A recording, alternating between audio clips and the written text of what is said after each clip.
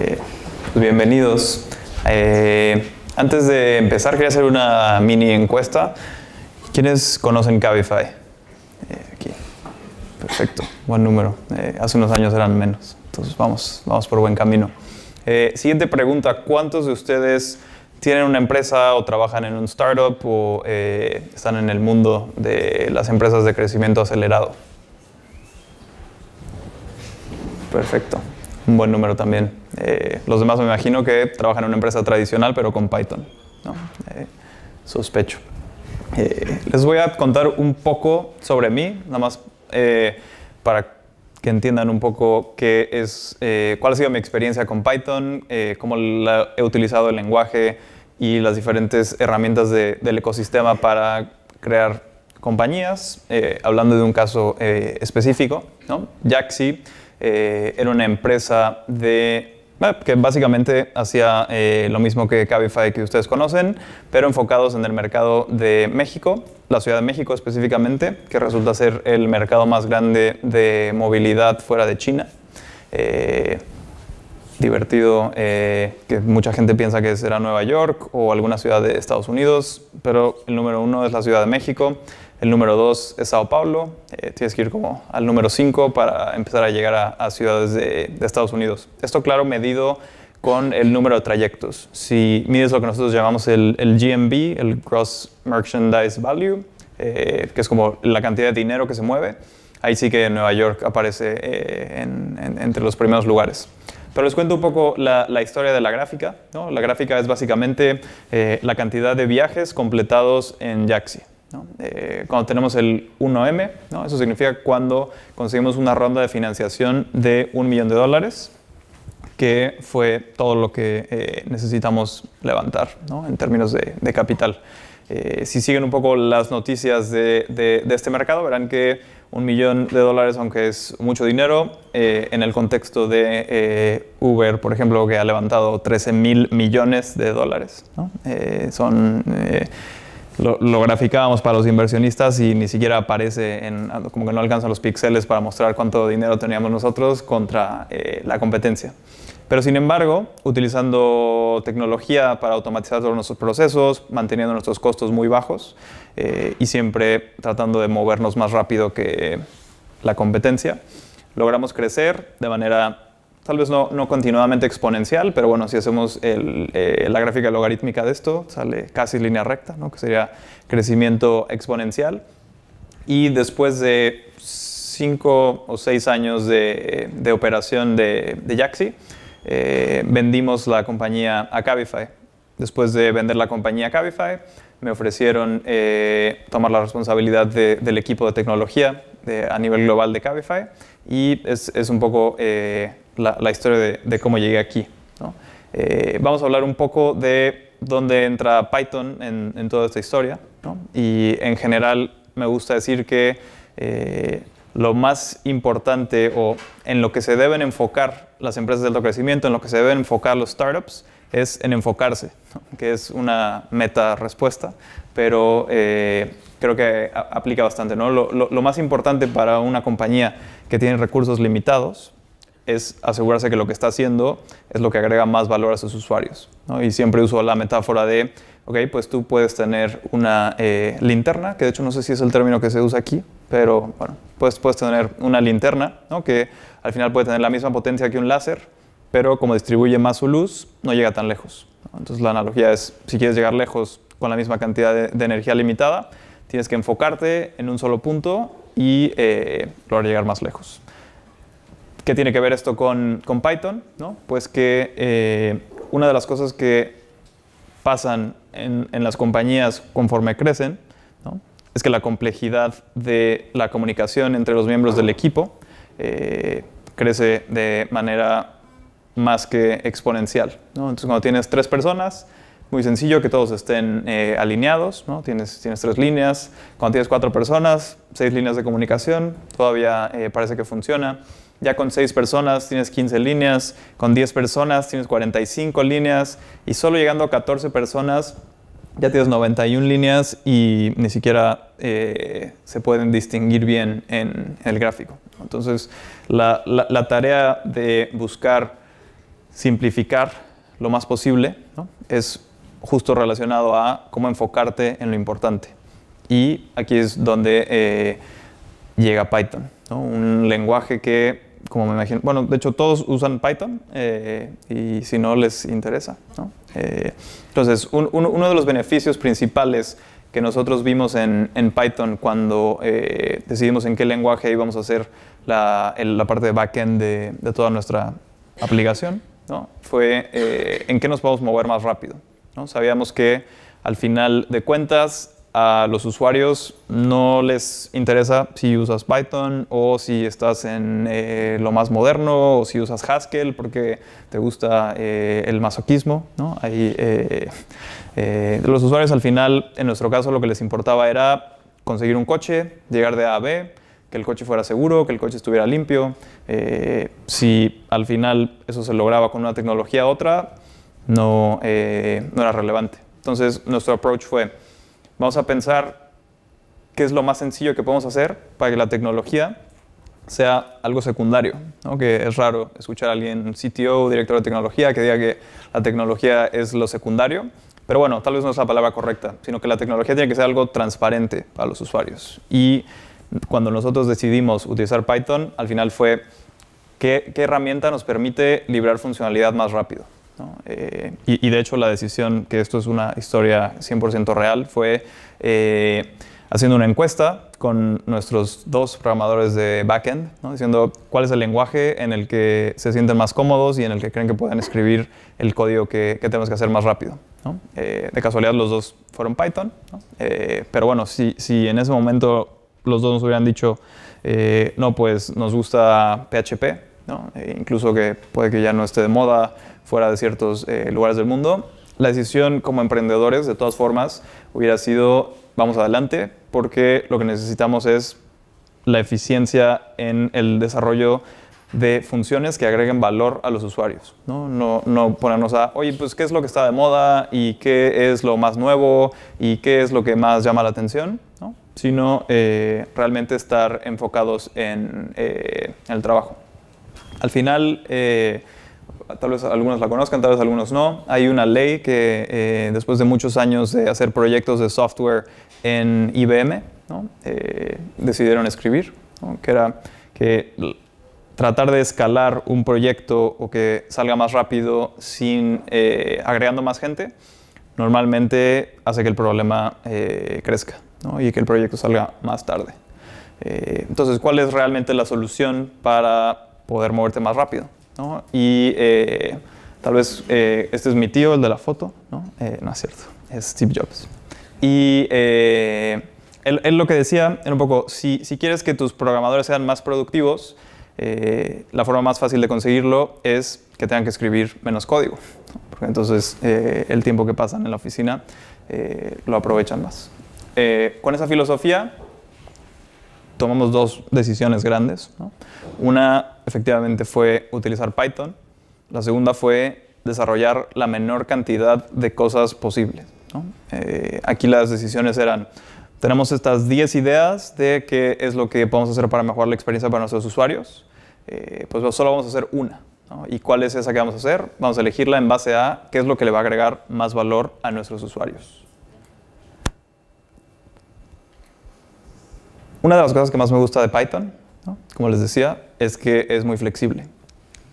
Casi que todas las ventajas que veo de utilizar Python se pueden convertir en desventajas cuando la organización crece, ¿no? Entonces, otra cosa interesante que nos pasó es Python es muy rápido para iniciar, ¿no? Los proyectos, pero si no tienes cuidado y la complejidad de tu sistema crece y estás desarrollando una empresa con amigos de la universidad y no hay ni una persona con el título de senior y tampoco se escucha mucho la palabra prueba, ¿no? o unit test o nada por el estilo.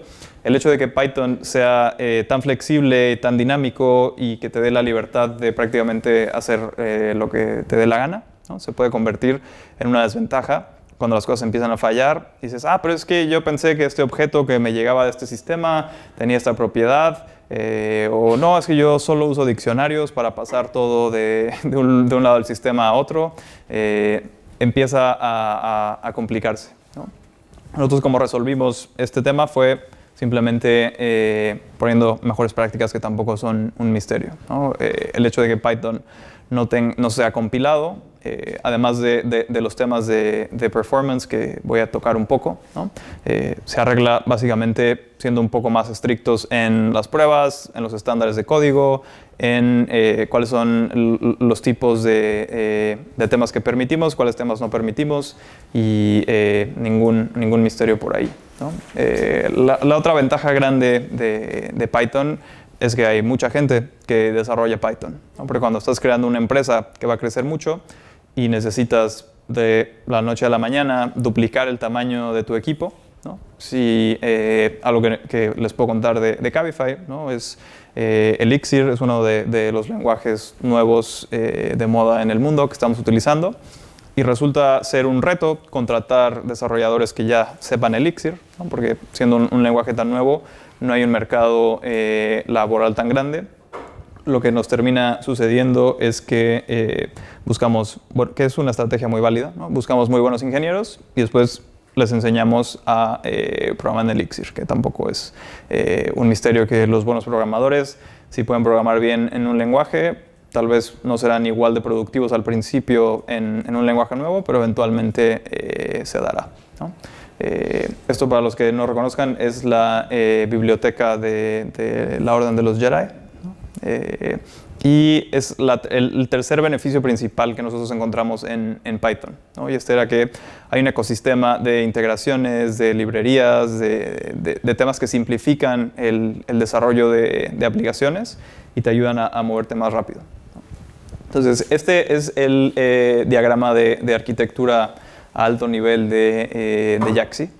Todo estaba construido sobre la plataforma de Google Cloud. Utilizamos, de hecho, un servicio que empezó antes de que las cosas se llamaran Google Cloud, que no sé si alguno conozca App Engine, ¿les suena? ¿Sí? Que fue otra de las razones por las que decidimos usar Python, ¿no? Porque cuando la siguiente pregunta después de en qué lenguaje vamos a desarrollar el código de nuestro backend es ¿y dónde lo vamos a montar, ¿no? ¿Quién tiene experiencia manejando los balanceadores de carga y montando servidores? Y ni una sola mano, ¿no? En la oficina, ¿no? Porque estábamos todos empezando. Entonces encontramos una plataforma que te daba todo incluido, ¿no? Esto creo que es contemporáneo a Heroku, pero con un approach todavía más abstracto, ¿no? Aquí, ¿alguno de ustedes ha usado Cloud Functions o Lambda o algo por el estilo, ¿no? Donde básicamente subes a la nube tu código y te despreocupas de dónde va a estar, cómo va a escalar, qué pasa si uno de los servidores necesita una actualización, ¿no? Entonces, hace unos 7 años, App Engine era la opción que te daba esa abstracción de decir, ok, yo me voy a preocupar de que mi código funcione, de que mis modelos de datos funcionen, que la interacción con la base de datos escale, pero les puedo decir, en los 6 años que operamos Yaxi, nunca tuvimos que tocar un balanceador de carga, ¿no? Nunca tuvimos que hacer SSH a ni un solo servidor. Y sin ninguna duda nos ayudó a movernos más rápido porque los recursos que hubiéramos dedicado a contratar a alguien para ayudarnos a hacer DevOps o para ayudarnos a mantener los servidores, ¿no? Esos mismos recursos los utilizábamos pues vamos a contratar a alguien que nos ayude a desarrollar funcionalidad, alguien que nos ayude a mejorar las aplicaciones o alguien que nos ayude a ir a reclutar conductores, ¿no? Que una historia interesante que hoy parece muy obvio, ¿no? Que este tipo de modelos de negocio funcionan. Cabify es muy grande, Uber es muy grande, Yaxi llegó a ser muy grande, pero cuando estábamos empezando, los conductores no aceptaban que esto iba a funcionar, ¿no? Además, hace 5 o 6 años en Latinoamérica la penetración de smartphones era del 15% y se concentraba en los estratos sociales altos. Entonces, cuando tú ibas con un conductor de taxi, decías, necesitas comprar un smartphone y te prometo que vas a empezar a recibir trabajo por aquí, ¿no? Ellos nos decían, me han prometido 1000 cosas y me han instalado tabletas con anuncios y nunca ha funcionado nada, yo estoy muy contento, muchas gracias. Cuando ya teníamos toda la plataforma desarrollada, ¿no? Nos dimos cuenta que teníamos el problema de conseguir conductores. El problema de conseguir pasajeros lo resolvimos de una manera divertida. Liberamos la aplicación y el backend sin conductores. Los pasajeros solicitaban un viaje y nosotros llamábamos por teléfono a un radiotaxi para pedirles un taxi. Poníamos la información en el sistema y la gente creía que todo estaba automatizado, ¿no? Esto nos ayudó a probar que la idea era algo que podría funcionar y de hecho no escaló, ¿no? Tuvimos tantas solicitudes que hubo que contratar un call center mientras conseguíamos suficientes conductores para que quitáramos justo a alguien en medio tratando con las solicitudes de pasajeros para enviárselas a conductores y que fuera todo a través de un sistema. La solución que encontramos fue levantar capital para comprar teléfonos y para comprar smartphones y regalárselos a los conductores, ¿no? Entonces era un poco más fácil llegar con los conductores y decir, ok, no confías en mí, pero te regalo un teléfono que además te va a empezar a generar trabajo y te van a llegar viajes por aquí, ¿no? Entonces ese pitch de venta funcionaba mucho mejor que confía en mí, cómprate un celular. Además de que tenían problemas para comprar smartphones porque no tenían historial de crédito y en Latinoamérica las compañías de celular no te dan un plan de postpago si no tienes como historial crediticio. Entonces dijimos, ok, vamos a tomar el riesgo nosotros, vamos a conseguir inversión, que además resultó un poco más sencillo conseguir inversión en México cuando la explicación era que necesitábamos comprar teléfonos, ¿no?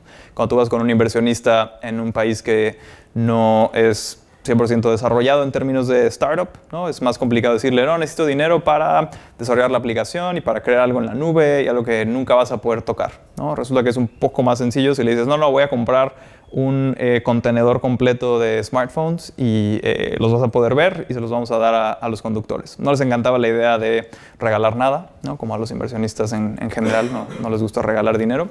Pero bueno, fue suficiente para que digamos, la bola de nieve empezara a rodar, empezara a crecer, ya que teníamos los conductores, los pasajeros estaban más contentos, porque la verdad es que el sistema que teníamos con teléfono funcionaba, pero no funcionaba bien. Estamos conscientes que no funcionaba bien, pero bueno, ya que tuvimos a los conductores, los conectamos directamente con los pasajeros, empezó a crecer y crecer y crecer. Y el punto definitivo donde nos diferenciamos de la competencia, aunque parezca impresionante, fue desarrollando funcionalidad antes que otros, ¿no? Cuando estábamos compitiendo con Uber, por ejemplo, que dices, ok, ellos tenían en ese momento 300 ingenieros, ustedes eran un grupo de 6, pues ¿cómo podías desarrollar las cosas más rápido? Y la respuesta es, en parte, gracias a Python, ¿no? Y tener un lenguaje tan flexible, a que podíamos contratar gente que tenía mucha experiencia en un lenguaje existente. Y por el otro lado, también era estar en nuestro mercado, ver qué realmente necesitaban los conductores, ver qué realmente necesitaban los pasajeros. Fuimos los primeros en desarrollar que pudieras hacer pago electrónico con un taxi, ¿no? Porque nuestros otros competidores se enfocaron en que solo pudieras pagar con efectivo. Entonces, la primera aplicación de Latinoamérica en la que le podías pagar a un taxista con PayPal o tarjeta de crédito.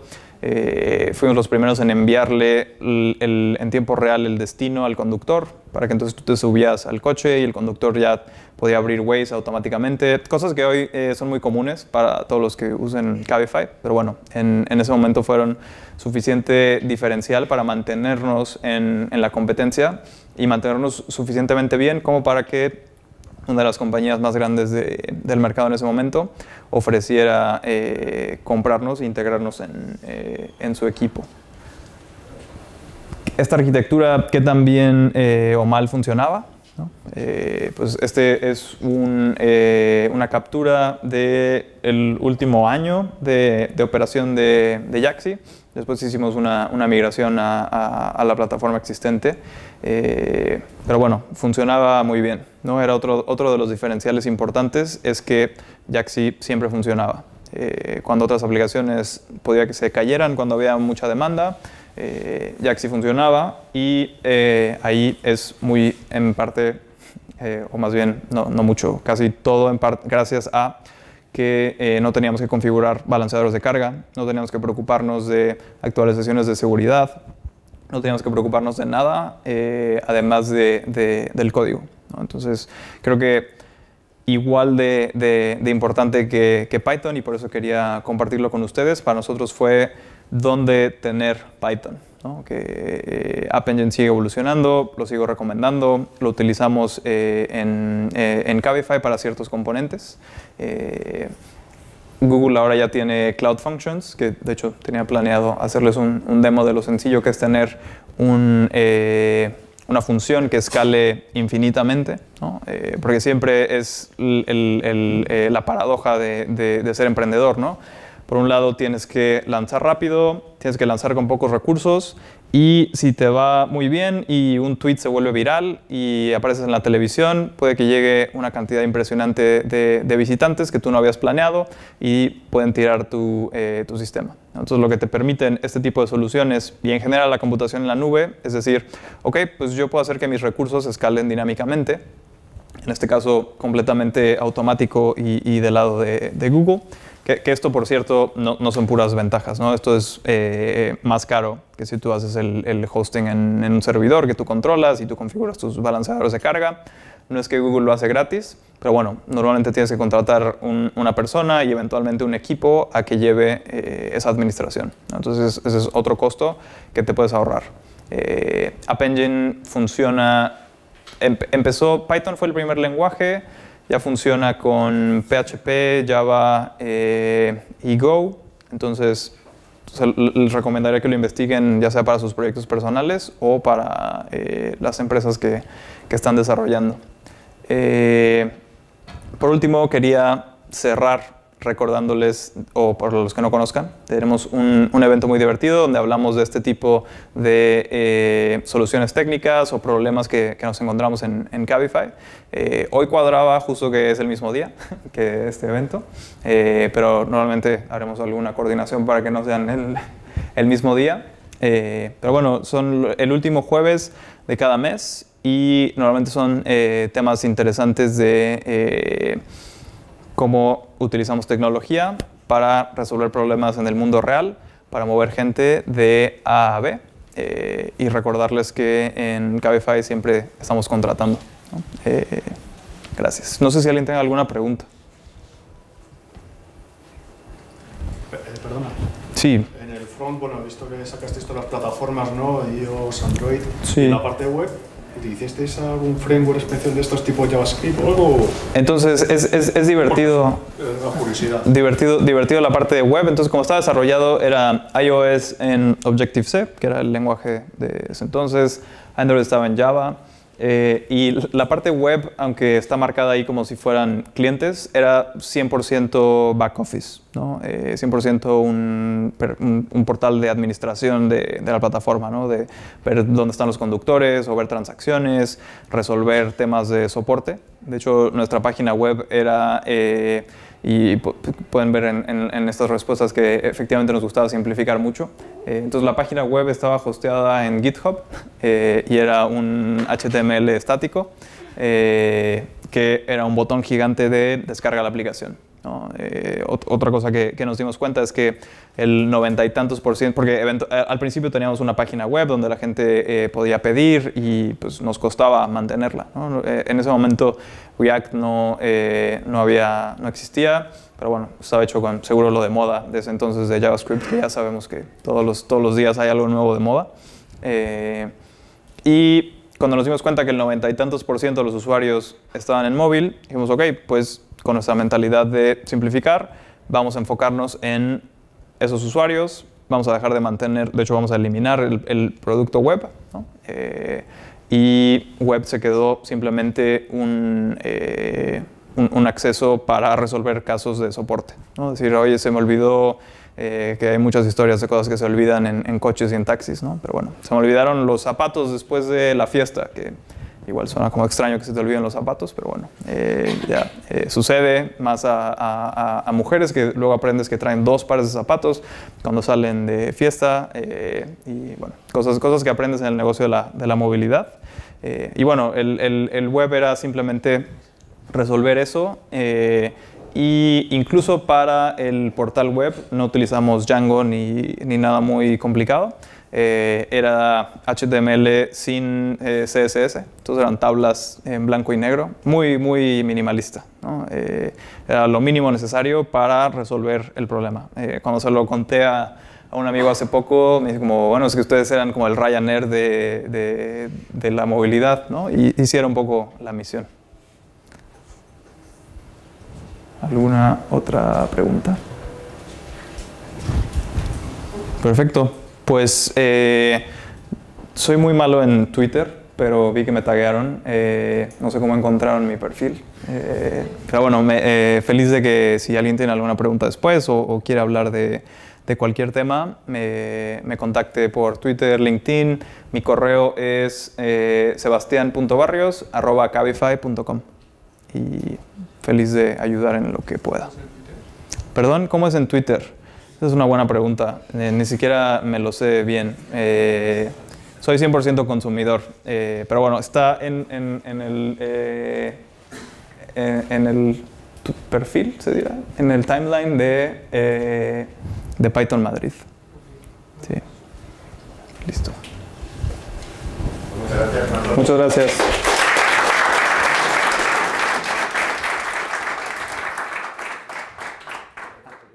Muy buenas tardes a todos.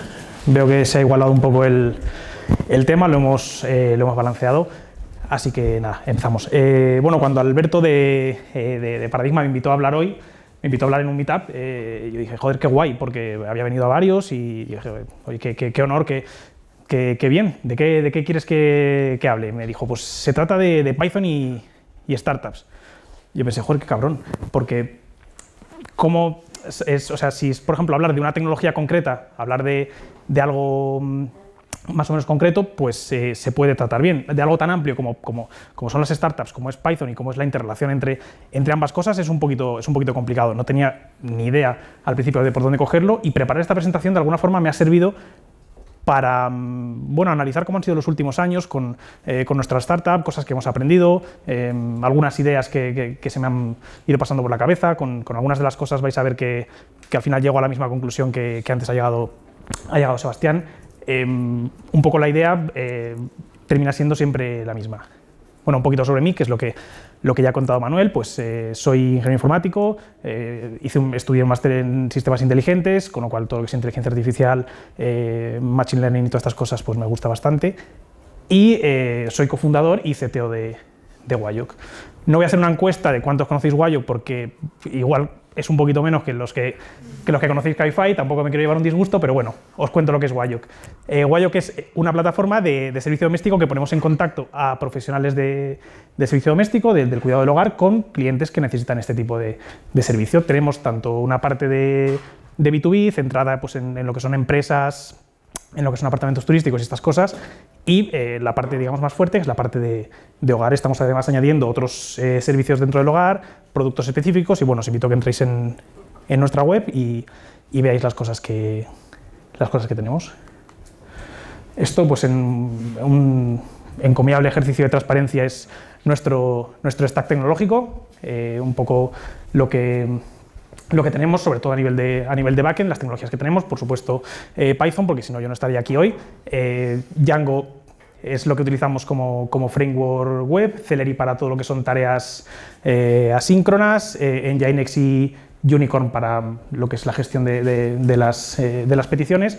Todo esto, cada una de nuestras aplicaciones las tenemos dentro de contenedores Docker, que luego están más o menos orquestados a través de un servicio de Amazon Web Service que se llama Elastic Container Service, que la verdad que con bastante facilidad nos ayuda a poder gestionarlo y poder, digamos, alcanzar ese idílico nirvana de estar sobre todo centrado en lo que es el código y estar lo menos centrado posible, o intentar despreocuparte lo máximo posible de todo lo que es la administración o DevOps, llamémoslo como queramos. Voy a hablar un poco de lo que son las startups, el concepto, porque bueno, al final todos tenemos la idea en la cabeza, pero sí que está bien que cuando hablamos de ello estemos hablando un poco de lo mismo. Y está bien empezar por lo que no es una startup. Una startup no es una compañía recién creada. Hay muchas compañías nuevas que se crean y que no son necesariamente startups. Un bar no es una startup, puede ser un negocio enormemente rentable, pero no es no es una startup, todos tenemos la intuición de que es así. No es una compañía financiada por un venture capital, por supuesto que muchas startups lo están, pero no es necesariamente un requisito para ello. No es una compañía que esté en el sector de la tecnología, hay muchísimas empresas que son tecnológicas, pero nadie diría que IBM es una startup. Y tampoco tiene que ser necesariamente una compañía destinada para ser vendida. Hay muchas startups que han sido startups que nunca han sido vendidas y que han sido tremendamente exitosas. Con lo cual, ¿qué es una startup? Es una compañía diseñada para crecer rápido. Punto. Nada más. Todo lo demás, todo lo de antes, que también son cosas que asociamos a lo que son las startups, surge de esto. Cuando tienes que crecer rápido, vas a ser una compañía recién creada porque todavía tienes que tener todo el mercado por delante para crecer. Va a haber veces que vas a necesitar crecer tan rápido que vas a necesitar financiarte externamente de Venture Capital porque son los únicos locos que se meten a financiar empresas de este tipo. No vayáis a un banco pidiendo financiación para ideas locas porque lo más probable es que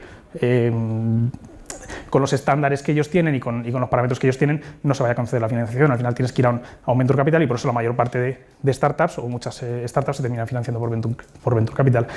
Cuando tienes que crecer rápido, es decir, cuando tienes un mercado enorme para explorar, por narices tienes que innovar para poder meterte en ese mercado. Eso es lo que hace que las startups sean tecnológicas. Solamente innovando, solamente creando tecnología, vamos a poder tener las tasas de crecimiento que vamos a estar buscando. Y es una compañía que en muchas ocasiones pues, se pueden vender porque hay grandes empresas que están viendo, digamos, el desempeño que están teniendo las startups y tienen interés en adquirirlas. Todas estas ideas las he sacado de algunos posts de Paul Graham, no sé si lo conocéis. Es una persona bastante interesante. En los años 90, creo que fue en el 95, fundó una compañía que vendió a Yahoo por, me imagino que una gigantesca cantidad de millones de dólares. Y luego fundó Y Combinator, que es la mayor aceleradora de startups del mundo. Es una aceleradora por la cual han pasado, pues, yo que sé, Dropbox, Airbnb, Stripe, o sea, todo lo que os podéis imaginar, todas las grandes han pasado por allí. Con lo cual, digamos que es alguien que sabe de lo que habla. Y hablando de Python, hay algo bastante interesante de este hombre, que es lo que él llama la paradoja de Python. Al final, él se dio cuenta, bueno, se me olvidó comentar un detalle, que es lo más loco de todo, que este tío cuando fundó su startup, la que vendió a Yahoo, o sea, tenía pues, todos los lenguajes que podían estar de moda en los 90. Yo qué sé, pues estaba Java o C++, o no sé qué, bueno, pues todos los lenguajes de entonces, pues el loco se la hizo en Lisp. O sea, en Lisp. Que es como, pero tío, ¿qué estás haciendo? Pues por alguna razón él entendía que al utilizar un lenguaje de programación de alguna manera esotérico, lo que estaba haciendo es asegurarse de que el talento que fuera a captar durante todo el tiempo que estuviera trabajando en esa startup iba a ser talento de calidad, porque únicamente los muy locos con muchas ganas de aprender se iban a meter en esto. Y luego él esta idea la desarrolló y lo terminó llamando la paradoja de Python, porque al final Python es un lenguaje que sí que últimamente está más de moda, pero no es un lenguaje que al menos hace años se enseñara en universidades, o no es un lenguaje que las empresas tradicionales estuvieran utilizando. Es un lenguaje que la gente aprendía en su casa, porque te interesaba algo, porque te querías meter con el tema de la programación web y empezabas a cacharrear con Django, que fue mi caso, o por el motivo que sea, la gente aprendía en su casa, con lo cual eso tiene un valor inmenso. Toda la gente y me imagino que muchos de vosotros es vuestro caso, de cara a una compañía, es una forma de filtrar, de poner un sesgo positivo de que cuando estás captando talento en una tecnología determinada y esa tecnología determinada, digamos, hace que exista ese sesgo positivo porque la gente que está trabajando ahí es la gente que ha tenido las ganas de poder aprenderlo por su cuenta y de poder formarse por su cuenta, pues eso es impresionante. Y él incluso analizaba muchas veces la competencia que tenía en función de las ofertas de trabajo de sus competidores. Si veía un competidor que estaba en Java o algo así, decía, bah, o sea, no miraba más, decía nada. Si veía algún competidor que estaba en Python, en Ruby, no sé qué, decía, uy, cuidado que estos me pueden comer la tostada. Y ya se veía algún loco en Haskell, Lisp o lo que sea, decía, me voy a echar a temblar. Pero bueno, también yo creo que es un poco exagerado. Vale, algunas ideas así un poco al aire. Una startup al final lo que trata es de gestionar cambio cambio continuamente.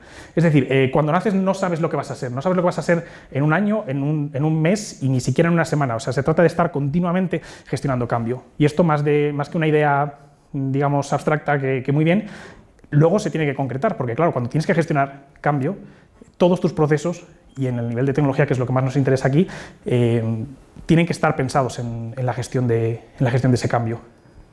Otra idea también un poco loca, interrelación. Al final de una startup está por definirse. La startup es la propia construcción del modelo de negocio que se está desarrollando, que ni siquiera cuando se empieza se tiene demasiado claro, porque hasta que no confrontas con tus clientes no terminas de entenderlo, con lo cual todo está relacionado. No hay roles especialmente definidos, y que los haya y que sean muy restringidos es algo negativo. Departamentos exactamente igual. Se trata de que todo sea, digamos, de que todo el mundo de alguna forma pueda aprender de todo el mundo, porque las ideas en la startup están llegando por muchos sitios diferentes. Entonces es interesante que todo de alguna forma esté interrelacionado. Y quería hablar también del equipo, es decir, centrado especialmente en tecnología en este caso. Cuando tú comienzas un negocio, una startup, por ejemplo, y necesitas desarrollar tecnología, tú tienes varias opciones. Tú puedes externalizar ese desarrollo, y hay muy buenas empresas que hacen esto, con resultados seguramente muchísimo más profesionales de lo que puedas obtener si lo haces tú. Pero por lo que comentábamos antes, por lo del cambio, es muy, en mi opinión, necesario, o es muy bueno que todo el equipo que se dedica al desarrollo de la tecnología esté dentro de la compañía y sea algo que no se externalice. Porque no es un resultado final. Tú no desarrollas un producto que terminas, le pones el punto final y ya está. No es algo así, porque la startup está continuamente buscando su modelo de negocio, está continuamente aprendiendo de sus clientes, con lo cual es muy necesario que quien desarrolla el producto esté dentro de la empresa, esté aprendiendo lo que está pasando dentro de la empresa y se esté adaptando de continuo. Esto es... Creo que es bastante interesante, y hay casos de startups que, en mi opinión, han terminado fracasando precisamente por esto, por considerar que el producto era algo, digamos, tangible, que coges, compras, se te entrega y se termina. No es así. La startup es precisamente la búsqueda de ese producto ideal que nunca termina de llegar, pero que es lo que estamos buscando. Y centrándonos un poco más en Python, en lo que es el lenguaje, bueno, las características que tiene, que me imagino que la mayoría lo conocéis, es un lenguaje interpretado, no es compilado, es decir, no estamos compilando nuestro código fuente para que genere un binario que luego se ejecute, sino que cada vez que se ejecuta, aunque hay por ahí compiladores y tal, pero bueno, el Python canónico FETEN es interpretado. Luego tiene tipado fuerte, es decir, no podemos hacer virguerías de esas chungas que se hacen en JavaScript, de que coges un entero, lo concatenas a una cadena y no sabes muy bien por dónde te va a salir. Aquí Python sí que nos está pidiendo que seamos serios con los tipos, y que los tipos, cuando operamos con ellos, sean lo que tienen que ser, y si no, tenemos que explícitamente convertirlos.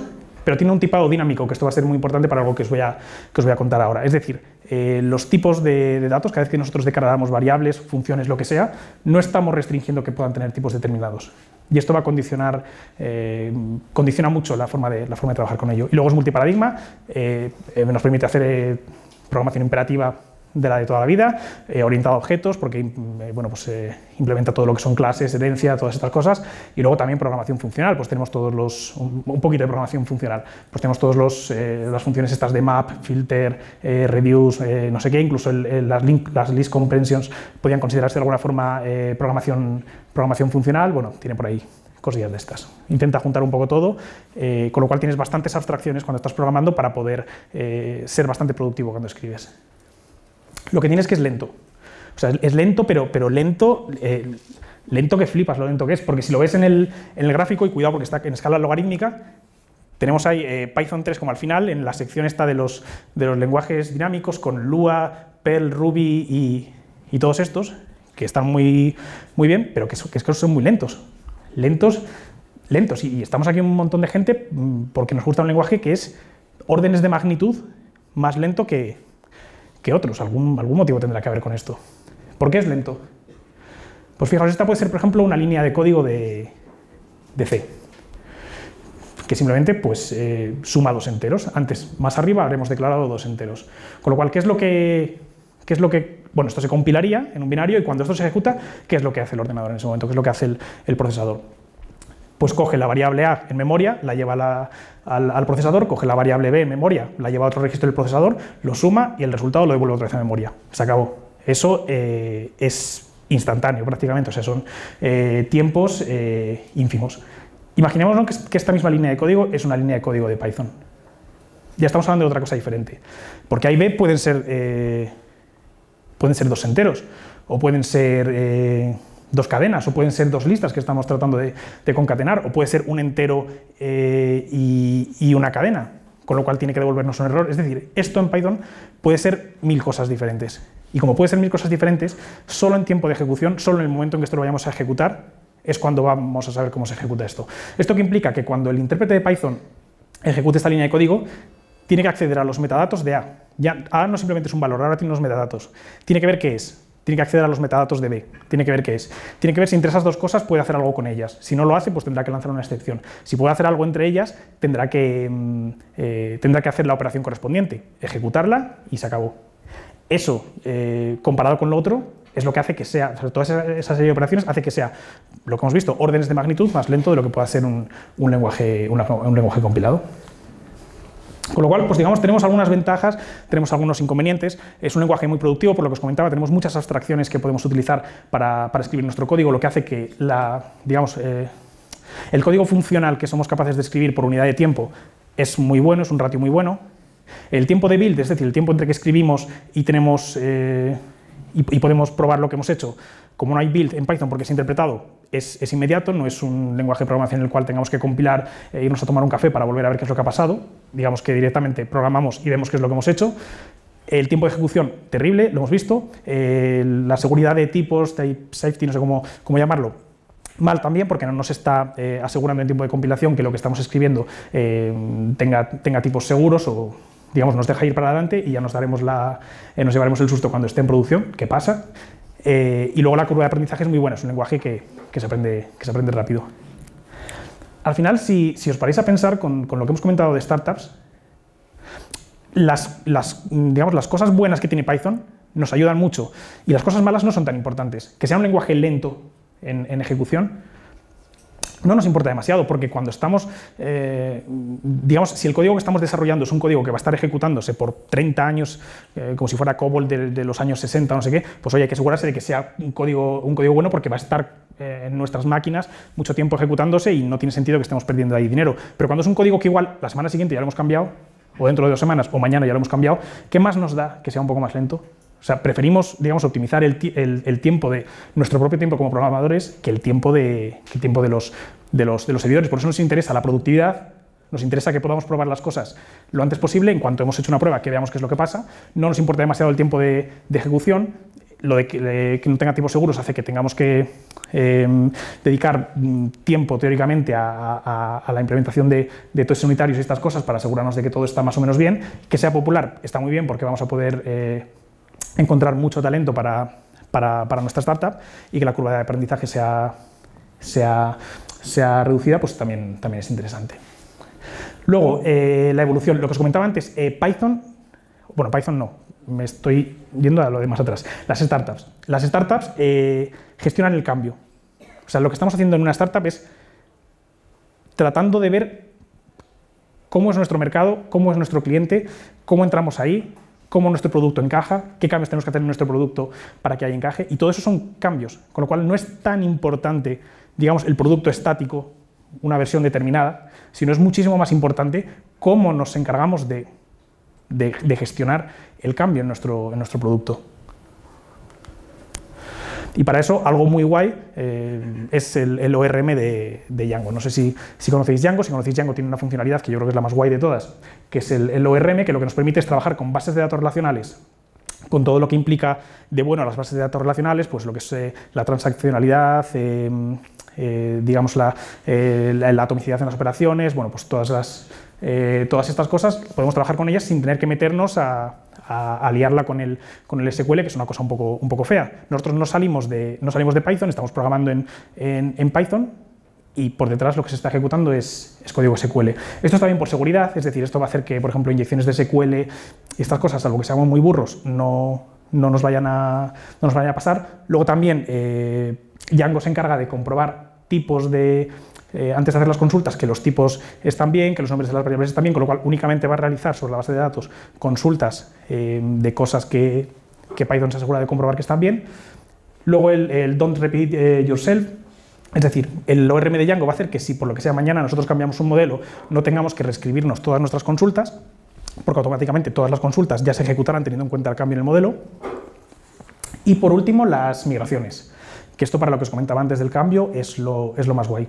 Django incorpora de forma nativa la posibilidad de que podamos hacer migraciones sobre nuestra base de datos, es decir, poder cambiar las tablas, poder añadir tablas, poder cambiar los valores o los tipos de datos de esas tablas, poder añadir columnas en la base de datos, todo sin salir de Python y digamos que automáticamente está detectando los cambios. Si nosotros cambiamos un tipo en una columna, añadimos otra tabla y hacemos no sé qué, Python se encarga de ver qué cambios tiene que hacer sobre la versión anterior para llegar a la versión nueva y lo aplica, incluso la inversa, el poder volver hacia atrás en caso de que por lo que sea la hayamos liado y poder recuperar la versión anterior.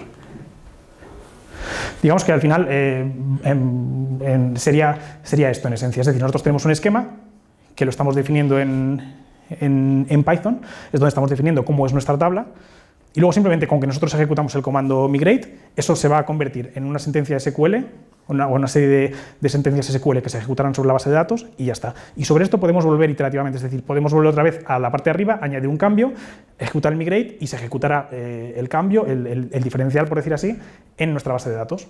Esto para ir gestionando el cambio, que como os comentaba en una startup es muy importante, pues es algo ideal. Y luego, por supuesto, se nos generan, podemos escribir las consultas sin salir de Python y todo funcionaría bien. Además, funciona, por ejemplo, en esa consulta que he puesto ahí, estamos recibiendo una lista de artículos, por ejemplo, de esos artículos luego los filtro y al final devuelvo la lista de ellos. Esto únicamente se ejecutaría en el print, es decir, ejecuta estas operaciones de forma lazy, va almacenando qué es lo que tiene que hacer para cuando llegue al final ejecutar. Nunca va a ejecutar nada que no sea necesario o que tú no lo hayas pedido, con lo cual a nivel de performance esto también influye bastante. ¿Qué problemas hay? Es decir, Django te da todo esto, pero a la hora de la verdad, cuando tú tienes una aplicación puesta en producción, como es nuestro caso, en la que no queremos que haya ningún tipo de interrupción de servicio, no queremos poner un mensajito de dentro de 3 horas estará disponible o por el momento estamos en mantenimiento, con el tío así, con el pico y eso, como en las web de entonces, no queremos eso, queremos que haya un 100% de disponibilidad de servicio. Nos encontramos que no siempre funcionaba como nosotros queríamos. Es decir, imaginémonos, estos son 4 casos diferentes en los cuales arriba tenemos la versión de nuestra aplicación, abajo tenemos la versión de nuestra base de datos, del esquema de nuestra base de datos. Si, por ejemplo, nosotros añadimos un modelo en nuestra aplicación y luego lo ponemos en producción, pero todavía no hemos añadido la tabla en nuestra base de datos, aquello va a petar, porque entonces en ese momento se van a intentar crear objetos desde la aplicación, la base de datos no tiene esa tabla y aquello nos va a empezar a devolver errores. O si, por ejemplo, eliminamos la tabla en la base de datos y luego posteriormente eliminamos el modelo, es decir, todavía no lo hemos eliminado en la aplicación, nos va a fallar. Es decir, hay distintos casos, estos son 4 casos que se me han ocurrido, que nos han pasado en algún momento, que hacen que digas, ¿pero qué es lo que está pasando aquí? O sea, yo más o menos estoy siguiendo las cosas como las tengo que hacer y por alguna razón no estoy sabiendo ejecutar las migraciones sin que haya sin interrupción de servicio, que es algo, al menos para nosotros, por el tráfico que tenemos, muy importante. Y al final llegamos a la conclusión de cómo teníamos que hacer esto, cómo teníamos que gestionar la evolución de la estructura de nuestro código para que esto funcionara bien.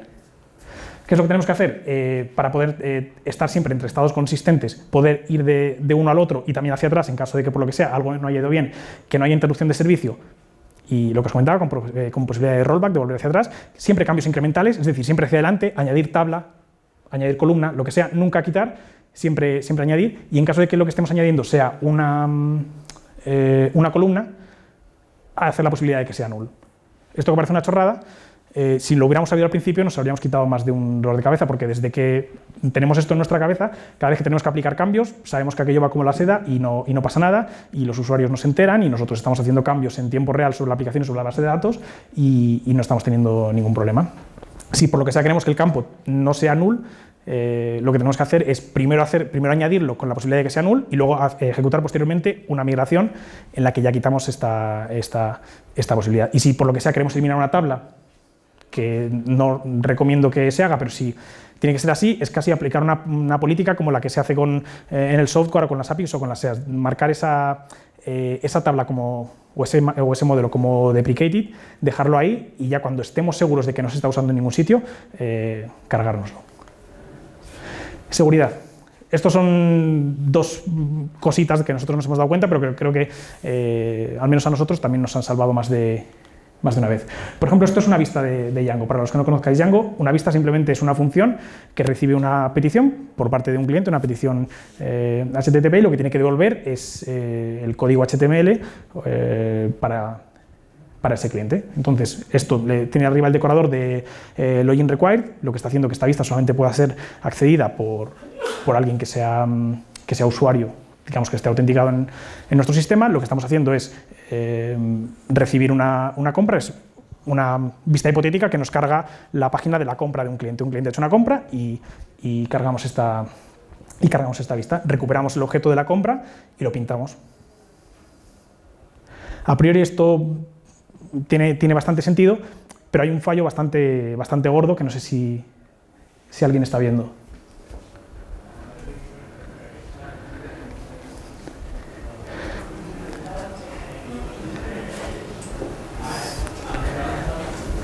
Bueno, lo digo yo porque...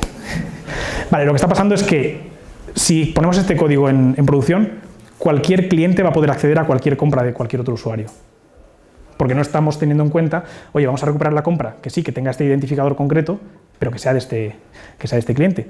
Y esto, que parece una tontería, es un problema de seguridad bastante grande, y a veces cuando tú estás pendiente de otras cosas, la comprobación principal, que es que la compra o el objeto que sea pertenezca al cliente, no la tienes en cuenta y se te pasa.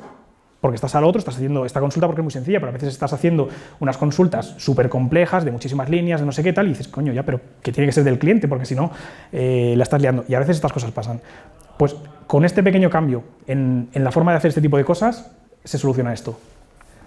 Si todas nuestras consultas, ayudándonos con el ORM de Django, hacemos que partan siempre del usuario, todas las consultas que dependan de objetos, por supuesto, del usuario, sabemos que no la vamos a cagar. Luego podemos meter un montón de consultas y puede ser que esas consultas las estemos haciendo mal o estén devolviendo cosas que no tienen sentido, pero lo que no nos va a devolver nunca son cosas de un usuario diferente. Esto está guay, esto nos permite hacerlo el ORM de Django, porque nosotros cada vez que establecemos una relación entre un modelo y otro, una foreign key, por ejemplo, Django automáticamente nos construye la relación inversa. Con lo cual, si nosotros decimos que una compra tiene una foreign key a un usuario, automáticamente Django nos dice, entonces entiendo que un usuario tiene n compras determinadas. Esa relación nos la crea y nosotros podemos acceder a través de ahí. Esto lo que nos está haciendo, por decir así, es limitar los grados de libertad de las cagadas que podemos hacer, y esto pues es bastante útil.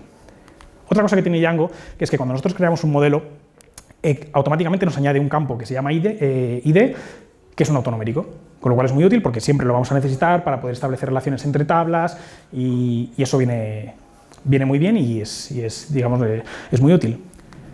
Vale, pues esto es un problema bastante gordo. El autonomérico de Django únicamente deberíamos utilizarlo, el campo que nos añade, para vincular modelos entre sí, es decir, para establecer relaciones, una foreign key entre un modelo y otro, porque si lo usamos, digamos, para algo que salga fuera de nuestro sistema, digamos, si es un número que nosotros le devolvemos al usuario o es un número que en las peticiones a través de una vista o de una API o de lo que sea el usuario puede utilizar, si por lo que sea hemos cometido una cagada como la que os he enseñado antes, estamos entregados. Porque como los identificadores de los objetos son predecibles, estamos entregados. Entonces, ¿qué solución tiene esto? Lo que nosotros hacemos siempre es añadir un campo adicional en todos los modelos que sea aleatorio. Puede ser un aleatorio que nosotros nos creemos en ese momento, puede ser, por ejemplo, un UID de estos, versión 4, porque es el único que es, digamos, aleatorio y no predecible, que es un código de 16 dígitos generado aleatoriamente, que nadie tiene posibilidad de poder averiguar, y simplemente utilizando esto, acostumbrándote a que todas las veces que tú estás recibiendo información por parte del usuario, que tienes que devolverle un objeto, que tienes que devolverle una vista o lo que sea, en lugar de utilizar el identificador interno, utilizas este código, pues ya te estás salvando de bastante. Vale, y aquí se me ha ido un poco, porque o sea, he puesto la diapositiva y luego he venido pensando, a ver qué cuento, porque me gusta el cuadro y tal, pero a ver si llego al tema. Cuidado que no es poca cosa. Vale, por ejemplo, el modelo este del sistema solar, de lo de los planetas.